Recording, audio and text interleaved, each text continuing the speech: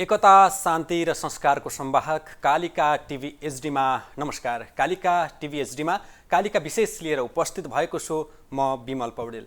हामी विशेष समय र सन्दर्भमा कालिका विशेष लिएर उपस्थित हुने गर्छौं र आज हामी एउटा विशेष विषय लिएर उपस्थित भएका छौं। गएको 21 मार्चमा अन्तर्राष्ट्रिय जातीय विभेद विरुद्धको दिवस नेपालमा पनि विभिन्न कार्यक्रम गरेर मनाइएको छ। साथै यसै सन्दर्भमा राष्ट्रिय सभाबाट छुवाछुत तथा जातीय विभेद विरुद्धको संकल्प प्रस्ताव पनि पारित भएको छ। हामी आज यसै सन्दर्भमा नेपालमा जातीय छुवाछुत विरुद्ध भइरहेका गतिविधि र यसका उपलब्धिका सन्दर्भमा कुराकानी गर्दैछौँ। आज कालिका विशेषमा हामीसँग हुनुहुन्छ जातीय छुवाछुत तथा दलित समुदायको उत्थानका निमित्त काम गर्ने संस्था सामरी उत्थान सेवाका कार्यवाहक कार्यकारी निर्देशक एवं कार्यक्रम संयोजक शिवहरि गेवाली। स्वागत छ यहाँलाई कालिका टिभीमा। नमस्ते, धन्यवाद विमलजी। नेपालमा विभिन्न दिवसमा धेरै औपचारिक कार्यक्रमहरू हुने गर्छन्। त्यसमध्येको एउटा जातीय र छुवाछुत विरुद्धका सन्दर्भमा गर्ने कार्यक्रम पनि हुन्। त्यही सन्दर्भमा काम गर्ने संस्थाको यहाँ अहिले कार्यवाहक कार्यकारी निर्देशक पनि हुनुहुन्छ। अहिले भइराखेका गतिविधिहरू, अहिले भइराखेका कार्यक्रमहरू कतिको प्रभावकारी छन् यो जातीय छुवाछुत विरुद्धका निम्ति? एकदमै राम्रो प्रश्नको लागि धन्यवाद विमलजी। हाम्रोमा जहिले पनि कस्तो देखिरहेको छ भने कुनै दिवस आउँछ, त्यो दिवसको बेलामा अलिकति आवाज उठाउने र औपचारिक रूपमा मात्रै केही कार्यक्रमहरू, केही गतिविधि गर्ने र त्यही गतिविधिको क्रममा सरकारले पनि त्यस्तै खालका गतिविधिहरूलाई चाहिँ एउटा प्रवर्धन गर्ने काम गर्छ। तर व्यावहारिक रूपमा कार्यान्वयन गर्ने तहमा हेऱ्यो भने त्यसको खासै औचित्य देखिँदैन। दिवस मनाउने तर दिवस मनाएको अर्को दिनदेखि समस्याहरू जिउको तिउँ रहने। जस्तो उदाहरणको रूपमा गएको कोरोना 2 वर्षको कोरोना काल र यसपछिको यो समय हेऱ्यो भने करिब 2 दर्जन जति दलित समुदायका युवाहरूले त्यो निश्चित समुदायमा, जातमा जन्मेको कारणले मात्रै ज्यान गुमाउनु परेको छ। र ती घटनाहरू बारे अध्ययन गर्न मन्त्री स्तरीय, गृह मन्त्रालय स्तरीय समितिहरू बनेर छानबिन पनि गरेका छन् र त्यो छानबिनपछि के भयो भन्ने कुरा चाहिँ सरकारले जवाब दिएको छैन अहिलेसम्म। र त्यो छानबिनबाट जस्तो उदाहरणको रूपमा कोरोना कालको समयमा चाहिँ रुकुम पश्चिममा नवराज विकाससहित उनका 6 जना साथीहरूको चाहिँ एक किसिमले सामूहिक हत्या भयो, नरसंहार भयो भनौँ। एक किसिमले एउटा ठुलो भिडले ती निहत्था भनौँ न, हतियारविहीन के अरे युवाहरूलाई चाहिँ घेरा हालेर मार्यो, ज्यान लियो। त्यसपछि सरकारले समितिहरू बनायो, मन्त्री स्तरीय समिति पनि बन्यो, गृह मन्त्रालयले पनि समिति बनायो। तर त्यसपछि न ती प्रतिवेदनहरू सार्वजनिक भए, न ती प्रतिवेदनहरूको कार्यान्वयन भयो। यता भइरहेका घटनाहरू, भइरहेका समस्याहरूलाई चाहिँ सम्बोधन नगर्ने। तर अहिले फेरि आएर के भयो भने अब यो छुवाछुत विरुद्ध सङ्कल्प प्रस्ताव भनेको छ, 19 बुँदे सङ्कल्प प्रस्ताव चाहिँ पेश गरेको छ। ती कुराहरूमा के लेखेको छ भने अझ हाँसो लाग्दो भनौँ न, एउटा हामीले अनौठो लाग्ने कुरा के भने मौलिक हकमा व्यवस्था गरिएका के अरे जुन दलित अधिकार सम्बन्धी व्यवस्थाहरू छन् ती विषयलाई हामी कार्यान्वयन गर्नको लागि यो सङ्कल्प प्रस्ताव पेश गरेका छौँ भनेर भनिएको छ। मौलिक हकमा दिएको कुरा त स्वतः कार्यान्वयन गर्नुपर्ने हो नि त, संविधानलाई स्वतः कार्यान्वयनमा लैजानु पर्ने हो नि त।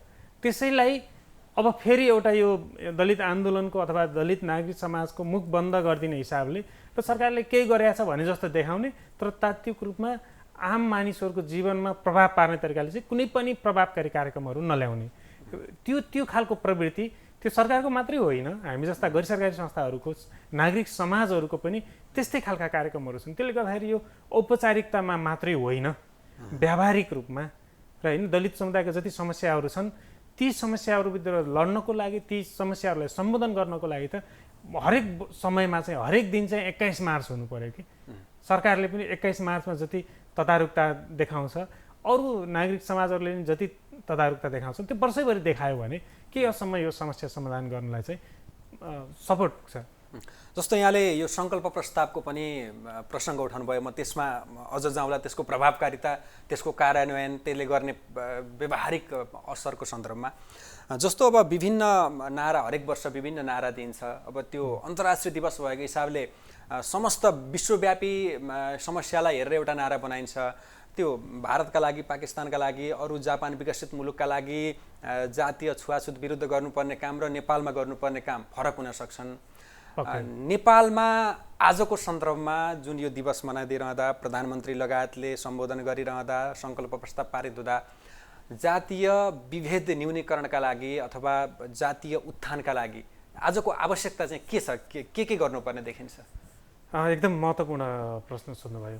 यो हाम्रो जात व्यवस्था चाहिँ यो विशेष गरेर यो रङ्गभेद विरुद्धको दिवस भनिन्छ। तर रङ्गको आधारमा हुने विभेद जो पश्चिमा मुलुकहरूमा छ, काला र गोरा जातिहरू बिचको, श्वेत र अश्वेत बिचको जुन विभेद छ, त्यो हिसाबले चाहिँ यसले चाहिँ यो रङ्गभेद विरुद्धको दिवस भनिएको। तर यो ठ्याक्कै हाम्रो यो कास्ट सिस्टम अथवा जात व्यवस्था रङ्गको आधारमा मात्रै विभेद होइन, त्योभन्दा अलिकति फरक छ। यो जात व्यवस्थाको स्वरूप, प्रवृत्ति चाहिँ अलिकति फरक छ। अझ त्यो नेपालमा भनौँ न, जस्तो उनीहरूको अफ्रिकामा हुने र त्यहाँको जातको व्यवस्था, त्यहाँको रङ र नेपालमा त त्यो रङ्गभेदी त त्यति बढी देखिँदैन समस्या। हो, तपाईँले सही भन्नुभयो। अझ नेपाल मात्रै नभनेर यो जात व्यवस्था अथवा दलित समस्या चाहिँ मूलत दक्षिण एसियाली समाजको अथवा यो भारतीय उपमहाद्वीपको एउटा विकराल समस्या हो। र यो कुनै एउटा एक दिनको अथवा एक वर्षको समस्या पनि होइन, सयौँ वर्षदेखिको होइन। करिब 3000 वर्षदेखि यो जात व्यवस्थाले संस्थागत हुँदै आयो भनिन्छ। जब मनुस्मृतिको भयो होइन, त्यसपछि त्यो मनुस्मृतिकालीन समयदेखि स्मृतिकालीन भनौँ न, श्रुतिकालीन यो वैदिक परम्परा थियो। स्मृतिकालीन भनेको चाहिँ मनुस्मृति जस्ता धार्मिक ग्रन्थहरू अथवा चाहिँ त्यो ग्रन्थ, कुनै ग्रन्थलाई एउटा समुदायले ग्रहण गरेर त्यसलाई चाहिँ राज्य सत्ता सञ्चालनको एउटा बाटो बनाएर ल्याइसकेपछि यो भारतीय उपमहाद्वीपमा देखिएको जुन समस्या त्यो अलिकति विशिष्ट किसिमको छ। यो रङ्गको आधारमा होइन, तर त्यो चाहिँ वंशको आधारमा, वंश परम्परामा आधारित होइन, श्रममा आधारित हुँदाहुँदै अहिले पछिल्लो समयमा आएर चाहिँ यो चाहिँ व्यवस्थामा आधारित भयो कि। त्यही भएर पहिला चाहिँ वर्ण व्यवस्था भनिन्थ्यो यसलाई, र अहिले पछिल्लो समयमा चाहिँ जात व्यवस्था भनिन्छ। अब यो वर्ण व्यवस्था भनेको चाहिँ वर्णको आधारमा मानिसहरूको विभाजन थियो, समाजको स्तरीकरण थियो। अब जात व्यवस्थामा चाहिँ वर्ण व्यवस्थामा आधारित भएर अथवा वर्ण व्यवस्थाका सैद्धान्तिक आधारहरूलाई लिएर त्यसले चाहिँ राज्य सञ्चालनको के अरे एउटा बाटो बनाइयो कि। मानौँ न, अब यो कसरी जात व्यवस्था बुझ्ने भन्दाखेरि हिजोको दिनमा चाहिँ कुनै निश्चित श्रम बाहेक अर्को श्रम गर्न नपाउने व्यवस्था चाहिँ वर्ण व्यवस्थाले गर्यो। र जात व्यवस्थामा आउँदा के भयो भने त्यो निश्चित समुदायले के गर्ने भन्ने कुरा चाहिँ कानुनी रूपमा निर्णय गरियो कि निर्गोल गरियो। हामीले चाहे त्यो मानव न्यायशास्त्र जयस्थिति मल्लकालीन मानव न्यायशास्त्रको कुरा गरौँ अथवा 1910 को मूलिक ऐनको कुरा गरौँ। अझैले अब अलि सरलतातर्फ लैजाउँ। जस्तो मैले अघि पनि जोडेँ, यो अन्तर्राष्ट्रिय रूपमा नेपालको सन्दर्भमा चाहिँ जसले जातीय विभेद विरुद्धको भनेको छ त्यो अन्तर्राष्ट्रिय दिवस चाहिँ। जस्तो तर हामीले चाहिँ यसलाई जातीय भन्दाखेरि हाम्रोमा फेरि दलितलाई विभेद गरिने भएको हिसाबले, छुवाछुतको हिसाबले हामीले जातीय भन्ने बित्तिकै दलित समुदाय भन्ने बुझ्यौँ। जस्तो जातीय भन्ने सन्दर्भमा अफ्रिकामा काला जाति र गोरा जाति भन्ने त्यो जातको संरचना पनि फरक होला। त्यो हिसाबले अन्तर्राष्ट्रिय रूपमा भनिने जाति र नेपालको चाहिँ हामीले प्रयोग गरेको अथवा जातीय हिसाबमा जाँदाखेरि दलित समुदायको सम्बन्ध के छ? यो जातीय रूपमा तपाईले यो जाति र जात पक्कै पनि फरक कन्टेक्स्ट हो हैन।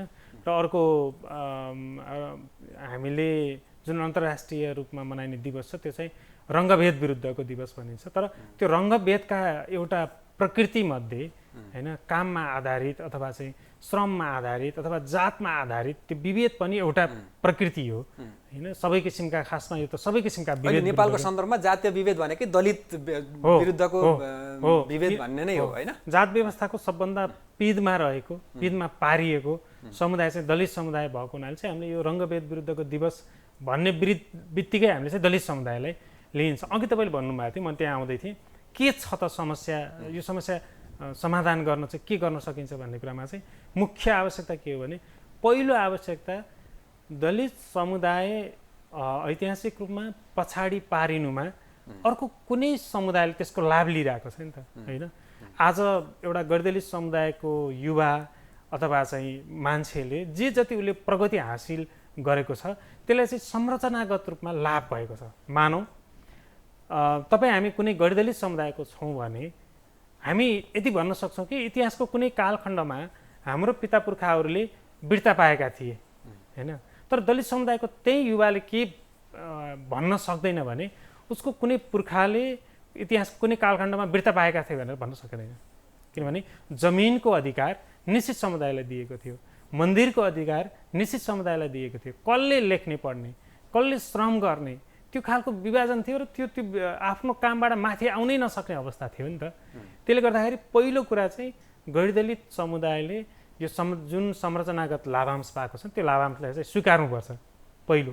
दोस्रो कुरा चाहिँ हिजोको दिनमा जसरी हामीले चाहिँ यो विभेदको कुरा मात्रै उठाएका थियौँ, जातीय विभेदको मात्रै, छुवाछुतको मात्रै कुरा, यो दलित समुदायको छुवाछुतको मात्रै कुरा होइन, उनीहरूको समग्र उत्थानको कुरा, उनीहरू समग्र मुक्तिको कुरा चाहिँ अर्थ राजनीतिसँग जोडेर हेर्नुपर्छ र आर्थिक र राजनीतिक समस्यालाई सम्बोधन गर्न सकियो भने मात्रै त्यो दलित मुक्तिको कुराहरू चाहिँ अगाडि जान सक्छ भन्ने लाग्छ। अब यसका सन्दर्भमा कसले के गर्नुपर्ने भन्ने हामी अझ व्यापकमा जाउँला। त्योभन्दा अगाडि यो जुन दिवसका सन्दर्भमा प्रधानमन्त्री पुष्पकमल दाहाल प्रचण्डले दिएको एउटा अभिव्यक्ति र संसदबाट पारित भएको सङ्कल्प प्रस्तावको अलिकति त्यसको व्यावहारिकता सान्दर्भिकतातर्फ लागौँ। जस्तो यो अन्तर्राष्ट्रिय जातीय विभेद विरुद्धको दिवसका सन्दर्भमा प्रधानमन्त्री पुष्पकमल दाहाल प्रचण्डले मैले दलित समुदायले 100 वर्षसम्म सम्झिने गरी विशेष घोषणा गर्दैछु भन्नुभएको छ। त्यसको सङ्केत के हुन सक्छ, त्यसको विश्वसनीयता कतिको देख्नुहुन्छ यहाँले? हिजोको दिनमा उहाँहरूकै नेतृत्वमा सुरु भएको जनयुद्धले अभियसली केही हदसम्म दलित समुदायलाई एउटा अधिकारको लागि प्रेरित गर्ने होइन, अधिकारको जुनुन हुटुटी जगाइदिने काम गरेको त्यो इतिहासबाट लुकेको कुरा होइन, सत्यता हो। तर हिजो जुन समुदायको बलमा उहाँले जुन सत्ता प्राप्त गर्नुभएको छ त्यसपछि उहाँले चाहिँ निरन्तर के गर्नुभयो त दलित समुदायको लागि? आजको दिनमा हेऱ्यो भने दलित समुदायको प्रतिनिधित्व, राजनीतिक प्रतिनिधित्व दिनानुदिन घट्दैछ। यसभन्दा अघिल्लो स्थानीय निर्वाचनमा र सङ्घीय निर्वाचनमा दलितहरूको जुन सहभागिता थियो त्यो घट्यो। सुरुकै अन्तरिम व्यवस्थापिकामा जाँदा उहाँको पार्टीबाटै ठुलो सङ्ख्यामा दलितहरू चाहिँ संविधान सभामा अन्तरिम व्यवस्थापिकामा प्रतिनिधित्व गर्नुभएको थियो। करिब 50 जना दलित सांसदहरू त्यो अन्तरिम व्यवस्थापिकामा हुनुहुन्थ्यो। तर आज आएर हेर्नुहोस् त जम्मा प्रत्यक्षतर्फ एकजनाले मात्रै चुनाव जित्ने अवस्था आयो नि त। त्यसमा उहाँले चाहिँ त्यसको जिम्मेवारी लिने कि नलिने, त्यसको दोष उहाँको दोषी उहाँ हो कि होइन होइन।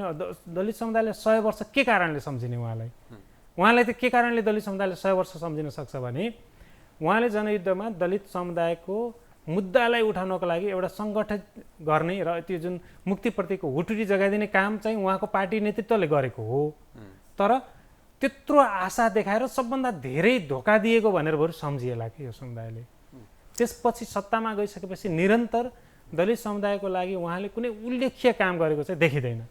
अब उहाँहरूले गर्ने भनेको स्थानीय सरकारमा, प्रदेश सरकारमा र केन्द्रको संसदमा संविधानले तोकेको कोटा चाहिँ समानुपातिकबाट पुर्याउने, बाध्यताले पुर्याउने बाहेक त्यो संसद बनाइसकेपछि मन्त्री बनाउने सम्मको चाहिँ त कुनै पनि पार्टीमा त्यो संसदको प्रतिनिधित्व हो भने फेरि संसदको सरकारमा प्रतिनिधित्व हुनुपर्ने नपर्ने भन्ने चाहिँ देखिँदैन। अब यो यद्यपि अब उहाँले जस्तो जनयुद्धको समयमा, सशस्त्र युद्धको बेला जसले शहादत प्राप्त गरेका थिए उनीहरूलाई राजपत्रमा शहीदको रूपमा नाम प्रकाशित गर्नुभएको छ। त्यही सन्दर्भमा कुनै न कुनै उहाँले एउटा लोकप्रिय कार्यक्रम घोषणा गर्न सक्नुहोला, अथवा त्यो हामीले अघि भन्नुभयो संविधानमा मौलिक हक भने पनि त्यसले कार्यान्वयन गर्नका लागि संसदमा विश्वासको सङ्कल्प प्रस्ताव पारित गर्नुपर्ने अवस्था छ भनेपछि त्यो भएका कानुन अथवा नीतिहरू कार्यान्वयनमा चाहिँ कतिका जटिलता छन् भन्ने हुनसक्छ। यो सङ्कल्प प्रस्तावको प्रभावकारिता के हुन्छ? मैले अब यो सही तरिकाले यसलाई एउटा राष्ट्रिय मुद्दा बनाएर होइन, यो एउटा हाम्रो समाजको एउटा गम्भीर समस्या हो र यसले चाहिँ दलित समुदायलाई मात्रै होइन गैरदलित समुदायलाई पनि पछाडि पारिरहेको छ र समग्र राष्ट्रिय विकासमा अथवा राष्ट्र निर्माणमा पनि यो समस्याले असर पारेको छ भनेर भइरहेका कानुनलाई कार्यान्वयन गऱ्यो भने पनि यो धेरै हुन्छ। तर सङ्कल्प प्रस्ताव गर्ने तर कार्यान्वयनतर्फ फेरि पनि नैराश्यता अथवा चाहिँ खासै चासो दिएन भने यसले कुनै अर्थ राख्दैन। यो एउटा एक किसिमको कर्मकाण्ड जस्तो हुन्छ। मैले हालसम्मको प्रवृत्ति हेर्दा राज्यले जसरी दलित समुदायको समस्यालाई सम्बोधन गर्नलाई पहल लिनु पर्ने हो, पटक पटक यो समुदाय हरेक आन्दोलनहरूमा सहभागी हुने, हरेक के अरे सङ्घर्षहरूमा सहभागी हुने, तर जब लाभ लिने ठाउँ हुन्छ दलित सीमान्तकृत समुदायहरू सधैँ पछाडि भइरहनु पर्ने बाध्यता देखिएको विगतको अनुभवले पनि सङ्कल्प प्रस्तावले अर्थ नराख्ने होइन। तर यो कति प्रभावकारी हुन्छ भन्ने कुरा चाहिँ हेर्न चाहिँ बाँकी छ। तर विगतको अनुभवले चाहिँ यदि भन्न सकिन्छ कि यो पनि एउटा दलित समुदायलाई आन्दोलित हुनबाट पुनः फेरि एकचोटि रोक्ने होइन, सङ्घर्ष गर्नको लागि चाहिँ उनीहरूलाई प्रेरित गर्नुको साटो अलिकति भुलभुलैमा पार्ने एउटा प्रपञ्च मात्रै हो कि भन्ने चाहिँ लाग्छ मलाई।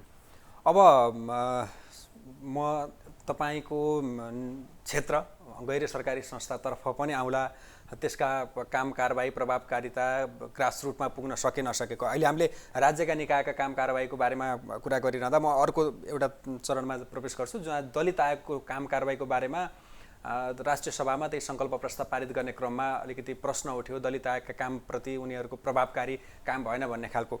जस्तो यहाँहरू गैर सरकारी संस्थाको रूपमा बाहिरबाट काम गरिरहनु भएको छ, मोनिटरिङ गर्नुहुन्छ, समन्वय गर्नुहुन्छ, सरकारले अथवा दलित आयोगले गरेका जातीय उत्थानका निमित्त दलितका उत्थानका निमित्त गरेका कामहरू कतिको प्रभावकारी छन् कि कर्मकाण्डी मात्रै छन् ती पनि?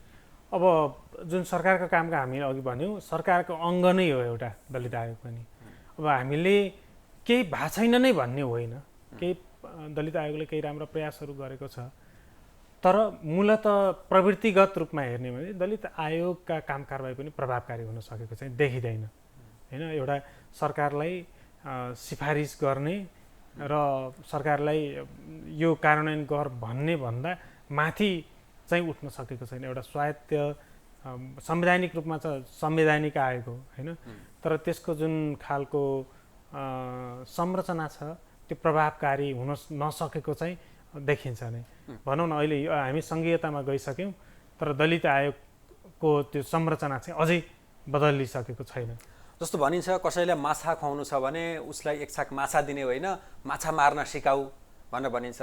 तर जस्तो नेपालमा चाहिँ तल्लो तहमा परेका गरिब निमुखा दलित आदि वर्गीय हिसाबमा जुनसुकै जात समुदायको पनि हुनसक्छ, उनीहरूलाई चाहिँ राहत बाँड्ने नाममा त्यो खालि बाहिरी काम मात्र देखाउने, तर त्यसको चाहिँ त्यो गरिबी हटाउनका निमित्त गरिबीमा चाहिँ दया देखाउने तर गरिबी हटाउनका निमित्त जरैबाट गर्नुपर्ने काम के हो त्यो नगर्ने समस्या चाहिँ राज्य निकायबाट अथवा दलित आयोगबाट पनि छन्।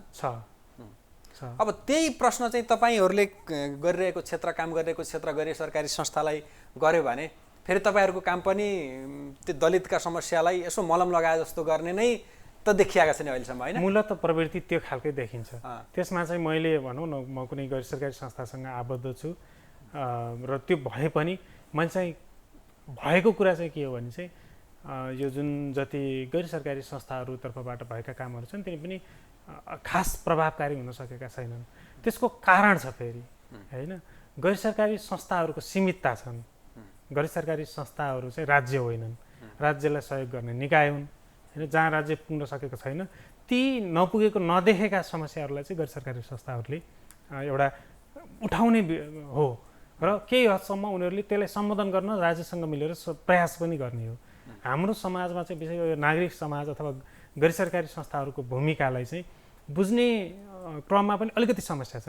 किनभने हामीले यी संस्थाहरूलाई बुझ्नुभन्दा अगाडि यिनीहरूको सीमितता होइन, यिनीहरूको सीमितता र त्यही सीमितताभित्रको पनि भूमिका कति प्रभावकारी रूपमा कार्यान्वयन गरेका छन् हेर्दाखेरि सबैले नगरेका होइनन्, केहीले राम्रो काम पनि गरेका छन् होइन। तर मूलत प्रवृत्ति चाहिँ धेरै प्रभावकारी हुन नसकेको चाहिँ देखिन्छ, त्यो चाहिँ सत्य हो। अब जस्तो यहाँले कुनै न कुनै रूपमा मैले गरेको प्रश्नमा त्यो समस्या देखाउनु भयो, त्यसमा तपाईँहरूका बाध्यता पनि हुन सक्ने भए। तर नेपालको गैर सरकारी संस्थाहरूलाई के भनिन्छ भने विदेशीहरूको कालो धनलाई सेतो बनाउने माध्यम भनेर भनिन्छ। अब यो प्रश्न कतिको यथार्थ हो तपाईँले अब भन्न मिल्ला नमिल्ला जुन हामीलाई विदेशबाट चाहिँ नेपालमा गैर सरकारी संस्थाहरूलाई चाहिँ डोनेट आइराखेको छ त्यसको वास्तविकता चाहिँ के हो? नेपालका सीमान्तकृत अथवा दलित गरिबहरूको उत्थान नै हो कि उनीहरूको एउटा देखावटी समाजसेवा हो कि के हो? होइन, यो एकदमै यो गैर सरकारी संस्था नागरिक समाजप्रतिको गलत बुझाइ। किनभने यी नागरिक समाजका संस्थाहरू, गैर सरकारी संस्थाहरूले निरन्तर राज्यप्रति प्रश्न उठाइरहेका छन् होइन। जस्तो केही दिन अगाडि प्रधानमन्त्रीको विरोध गर्दाखेरि मुख थुनियो नि त, त्यो विषय पनि त यो नागरिक समाजले उठाइरहेको छ नि त। नागरिकहरूका संस्थाहरू हो नि त, कुनै एउटा व्यक्तिको संस्था, कुनै एउटा प्राइभेट फर्म त होइन नि त यी संस्थाहरू। त्यही भएर यो पहिला चाहिँ बुझाइको कमजोरी हो। र अर्को कुरा के भने कोही पनि विदेशीले कालो धनलाई सेतो बनाउनलाई चाहिँ नेपाल पठाउँदैन, किनभने त्यसको त च्यानल छ नि त। कुनै पनि गैर सरकारी संस्थाले राज्यको निकायसँग समन्वय नगरिकन, समाज कल्याण परिषदसँग अनुमति नलिकन, परियोजना प्रस्ताव समाज कल्याण परिषदलाई पेश नगरिकन कार्यक्रमहरू सञ्चालन गर्दैनन् होइन। त्यो चाहिँ यो एकदम नियोजित रूपमा नागरिक समाजलाई कमजोर बनाउने र त्यसबाट चाहिँ निश्चित वर्गले, निश्चित समूहले त्यो लाभ लिन्छ नि, त्यो। सो विदेशी सङ्घ संस्थाहरूले पठाएको पैसा एउटा राज्यको निकायको च्यानल मार्फत आउँछ भने त्यो कसरी कालधन हुन्छ? तर ती अन्तर्राष्ट्रिय गैर सरकारी संस्थाका नेपालका फेरि प्रमुखहरू पनि विदेशी नै हुने, उनीहरूको यहाँको बसाइ, यहाँको तलब आदि इत्यादिका प्रसङ्ग उठ्ने गरेका छन्। यद्यपि अब यो यहाँ त्यो भन्न यथार्थ नै पनि तपाईँ भन्ने अवस्थामा हुनुहुन्न जिम्मेवारीको हिसाबले। अब हामी सामरिक उत्थान सेवाको सन्दर्भमा प्रवेश गरौँ। यो संस्थाले दलित समुदायको चाहिँ सामाजिक र राजनीतिक आर्थिक उत्थानका निमित्त विभिन्न काम गरिरहेको यहाँहरूले बताउने गर्नुहुन्छ।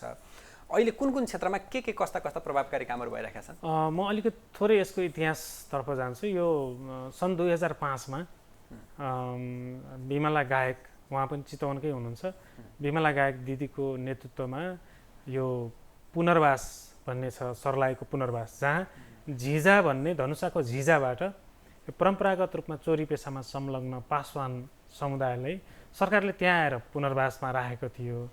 अनि त्यो समुदायमा गएर उहाँले काम सुरु गर्नुभयो। र त्यसै गरी जुन 46 सालको परिवर्तनपछि बाँदरझुलामा चितवनको त्यहाँ चाहिँ विभिन्न ठाउँबाट सुकुम्बासी समुदायहरू आएर बसे। त्यो विभिन्न क्षेत्रमा विभिन्न कारणले बाढी पहिरोले कहिलेकाहीँ सामाजिक अवस्थाले गर्दाखेरि विस्थापित भएर गएका समुदायहरू बसे। यी दुईटा समुदायमा काम गरेर सन् 2008मा दर्ता भएको एउटा संस्था हो। त्यो जुन 3 वर्षको अनुभवले अहिले व्यक्तिगत रूपमा मात्रै काम गरेर हुँदैन, यसलाई संस्थागत रूप दिनुपर्छ भनेर चाहिँ स्थापना भएको संस्था हो। हामीले विशेष गरेर आय आर्जनको क्षेत्रमा, जीविकोपार्जनको क्षेत्रमा गरिब तथा सीमान्तकृत समुदायको, दलित समुदायको आय आर्जनको क्षेत्रमा काम गरिरहेका छौँ। र अर्को चाहिँ मानव अधिकारको क्षेत्रमा काम गरेका छौँ। त्यसमध्ये विशेष गरेर हामीले यो महिलाहरूको, दलितहरूको र पछिल्लो समय हामीले चाहिँ बेचबिखनमा परेका समुदायहरूको यो ह्युमन ट्राफिकिङको इस्युमा पनि काम गरिरहेका छौँ। र अर्को विषय भनेको हाम्रो चाहिँ यो प्रजनन स्वास्थ्य पनि हो। प्रजननको स्वास्थ्यको क्षेत्रमा पनि हामीले काम गरिरहेका छौँ। उदाहरणको रूपमा बाँदरझुलाको जुन स्वास्थ्य चौकी छ, त्यो सामरिक उत्थान सेवाले जिल्ला जनस्वास्थ्य कार्यालयसँग, तत्कालीन जिल्ला जनस्वास्थ्य कार्यालयसँग मिलेर बनाएको हो। त्यसै गरी त्यहाँको स्कुल बिल्डिङ पनि जिल्ला शिक्षा कार्यालयसँग मिलेर सामरिक उत्थान सेवाले नै बनाएको, जबकि त्यहाँ कुनै सरकारका सेवा सुविधाहरू पुग्न सकेका थिएनन्। त्यसै गरी हामीले चाहिँ सामुदायिक स्वास्थ्य क्लिनिक माडीको वार्ड नम्बर 9 को प्याउलीमा त्यहाँ पनि स्थापना गरेका छौँ। स्वास्थ्यको क्षेत्रमा पनि हामीले काम गरेका छौँ। र अर्को सामुदायिक विकास, संस्थागत विकास, अहिले सामरिक उत्थान सेवाले सर्लाही, मोरङ र चितवनका विभिन्न ठाउँमा गरेर 6वटा सहकारीहरू, त्यो पनि दलित महिलाहरूको नेतृत्वमा स्थापना गरेको छ र 6वटा सामुदायिक संस्थाहरू स्थापना गरेको छ। त्यसै गरी हामी अहिलेसम्म चाहिँ 4000 दलित परिवारहरूसँग एउटा परिवारको रूपमा, सामरिकको परिवारको रूपमा चाहिँ हामीले काम गरिरहेका छौँ। यी क्षेत्रहरूमा हामीले काम गरिरहेका छौँ। अब अन्त्यमा यहाँहरूले आफ्नो केन्द्रीय कार्यालय चितवनमै बनाउनु भएको छ अथवा चितवनमै दर्ता भएको हो यो संस्था। त्यो हिसाबले चितवनमा दलित समुदायको, पिछडिएका समुदायको, जुन पछाडि पारेका समुदायको अवस्था कस्तो छ? अथवा भनौँ न तुलनात्मक रूपमा आजभन्दा 5 वर्ष अगाडि अथवा तपाईँहरूले सामरिक उत्थान सुरु गर्नुभन्दा अगाडिको र आजको अवस्था के देखिन्छ? कुन कुन क्षेत्रमा सुधार भइरहेको छ? केमा सुधारको बाँकी छ? पक्कै पनि एकदम राम्रो प्रश्न सोध्नुभयो। सुधार भएको छ। सुधार भएको छ। हिजोको दिनभन्दा आज शिक्षित युवा पुस्ताहरूको के अरे जमात निर्माण भएको छ। होइन, यही चितवनकै युवा दलित समुदायबाटै आएको युवा हुनुहुन्छ प्रेम परियार, जसले अहिले अमेरिकाका विश्वविद्यालयहरूमा यो जातीय विभेदलाई, कास्टको इस्युलाई चाहिँ प्रोटेक्टेड क्याटेगोरीको मार्ग स्थापित गर्नको लागि अभियान सञ्चालन गरिरहनु भएको छ। होइन, दलित युवाहरूको एउटा ठुलो जमात चितवनबाट निस्केको छ। पढे लेखेका युवाहरू हुनुहुन्छ, राजनीतिमा पनि चितवनका युवाहरूको एउटा जबरजस्त पुस्ता आएको छ। तर हाम्रो जुन समाजको गति, परिवर्तनको गति हुनुपर्थ्यो त्यो हिसाबले परिवर्तन चाहिँ भएको छैन। अहिले पनि हामीले भोग्दै आएका विभेदहरू, त्यसका रूपहरू परिवर्तन भएका छन्। हिजो चाहिँ धारा पँधेरामा के अरे विवाह व्रतबन्धमा नाता कुटुम्बमा विभेद थियो भने अहिले त्यसका रूपहरू परिवर्तन भएका छन्। तर मूलतः विभेदका जराहरू चाहिँ मेटिएका छैनन्। हिजोका जुन जराहरू थिए ती मेटिएका छैनन्। तर केही एउटा देखिने खालका परिवर्तन पनि भएका छन्। जुन गतिमा यो परिवर्तन हुनुपर्थ्यो त्यो चाहिँ हुन सकेका छैनन्। विशेष गरेर शिक्षाको क्षेत्रमा चितवनको दलित समुदाय अहिले पनि धेरै पछाडि छ। र अर्को चाहिँ यो निकुञ्ज क्षेत्र पनि भएको हुनाले त्यसको वरिपरि बसेका दलित बस्तीहरू निकुञ्जसँग सधैँ सङ्घर्ष गरेर बस्नुपर्ने, त्यो जुन निकुञ्जको स्रोतहरू पनि उनीहरूले पर्याप्त उपयोग गर्न नपाउने र त्यस एक किसिमको सङ्घर्ष गरिरहनु पर्ने छ। अर्को भूमिहीनताको समस्या पनि उत्तिकै छ। र पछिल्लो समयमा चाहिँ यो सहरीकरण बढ्दै गइसकेपछि विशेष गरेर युवती र बालिका दलित समुदायका ती युवती र बालिकाहरू चाहिँ यो विशेष गरेर एडल्ट इन्टरटेनमेन्ट सेक्टरको क्षेत्रमा, वयस्क मनोरञ्जन क्षेत्रमा प्रवेश गर्ने र विभिन्न कारणले विभिन्न च्यानल मार्फत चाहिँ मानव बेचबिखनको जोखिममा पर्ने, ती जोखिमहरू अहिले पछिल्लो समयमा बढ्दै गएको देखिन्छ। अब अन्त्यमा यसका निमित्त यसलाई हटाउन अथवा त्यसको त्यो जुन समस्या छन् त्यो समस्या समाधानका निमित्त स्थानीय सरकार, प्रदेश सरकार, केन्द्र सरकारले गर्नुपर्ने कामको बुँदागत सुझाव यहाँले के दिनुहुन्छ? धन्यवाद विमलजी। जस्तो अहिले हामीले जे समस्या छन् ती समस्याहरूलाई, धेरैजसो समस्याहरू स्थानीय तहबाटै सम्बोधन गर्न सकिन्छ। तर स्थानीय तहको सरकारका नेतृत्वमा जो हुनुहुन्छ उहाँहरूको चाहिँ इच्छा शक्तिको कुरा छ। अर्को प्रदेश तहको जुन खालको भूमिका हुन सक्थ्यो त्यो खालको अहिले भूमिका त देखिँदैन। तर पनि प्रदेश सरकारले पनि प्रदेश तहमा दलित समुदायका आर्थिक, सामाजिक, आर्थिक, राजनीतिक समस्या समाधान गर्नको लागि पहलहरू गर्न सक्छ। सङ्घले त नसक्ने कुरै भएन। तर हाम्रो प्राथमिकता क्षेत्र छुट्याउनु पर्यो। दलित समुदायको कुन क्षेत्रमा सबभन्दा बढी लगानी आवश्यक छ, ध्यान दिन आवश्यक छ भन्ने कुरा हेर्नु पर्यो। त्यसमा हेर्दाखेरि चाहिँ एउटा मुख्य रूपमा चाहिँ दलित समुदायले आफ्नो जीवनप्रतिको आशा पछिल्लो समयमा बिस्तारै जति गरे पनि के हुन्छ र भन्ने खालको जुन राज्यप्रतिको निराशा र आफ्नै जीवनको प्रति पनि जुन आशा जगाउन नसकिरहेको छ। राज्यले चाहिँ हरेक 3 तहले नै दलित समुदायको लागि राज्य छ भन्ने चाहिँ अनुमति दिन सक्नु पर्यो कि राज्य चाहिँ दलितको पनि हो। यो राज्य, यो समाज, यो देश, यो राष्ट्र निर्माणमा चाहिँ दलितको पनि कन्ट्रिब्युसन छ भनेर उनीहरूको चाहिँ कन्ट्रिब्युसनलाई चाहिँ एक्नोलेज गर्नु पर्यो, पहिचान गर्न सक्नु पर्यो। अर्को कुरा चाहिँ उनीहरूका समस्याहरूलाई चाहिँ उनीहरूको मात्रै समस्या मान्नु भएन। हैन, यो समस्या चाहिँ मूलतः नेपाली समाजको समस्या हो र यसले गैरदलित समुदाय पनि पछाडि परेको छ भन्ने हिसाबले चाहिँ गैरदलित समुदायलाई पनि यो विषयमा चाहिँ जोड्नु पर्यो, यो मुद्दामा जोड्नु पर्यो र उनीहरू पनि संवेदनशील हुनु पर्यो। र त्यसको लागि चाहिँ गैरदलित समुदायले आफूले, मैले अगाडि भने संरचनागत रूपमा जे लाभहरू पाएका छन् त्यो चाहिँ संरचनागत रूपले पाएको भनेर चाहिँ स्वीकार्नु पर्यो र भइरहेका कानुनी प्रावधानहरूलाई अक्षरशः पालन गर्नलाई चाहिँ हाम्रा हरेक निकायहरूले ध्यान दिए भने जो सङ्घ, प्रदेश, स्थानीय तह, त्यसबाट धेरै समस्याहरू चाहिँ समाधान हुन्छन्। हुन्छ, यहाँको यो महत्त्वपूर्ण समय र कुराकानीको लागि यहाँलाई धन्यवाद छ। धन्यवाद विमलजी, मलाई पनि आफ्नो कुराहरू राख्ने महत्त्वपूर्ण समय दिनुभयो, त्यसको लागि कालिका टिभी एसडी र तपाईँलाई पनि म हार्दिक धन्यवाद दिन चाहन्छु। हस्, हामी आजको कालिका विशेषमा सामरी उत्थान सेवाका कार्यवाहक कार्यकारी निर्देशक शिवहरि गेवालीज्यूसँग पछिल्लो समय जातीय र दलितका विरुद्ध, छुवाछुत विरुद्ध अथवा विभेदका विरुद्धमा भइरहेका गतिविधि र तिनको प्रभावकारिताका सन्दर्भमा सरकारी र गैर सरकारी संस्थाहरूले गरेका काम र त्यसको प्रभावकारिता र आजको आवश्यकताका सन्दर्भमा कुराकानी गरौँ। हामी पुनः आगामी दिनमा विशेष समय र सन्दर्भमा कालिका विशेष लिएर उपस्थित हुनेछौँ। आजको यो श्रृङ्खलाबाट म बिमल पौडेल पनि बिदा हुन्छु। नमस्ते।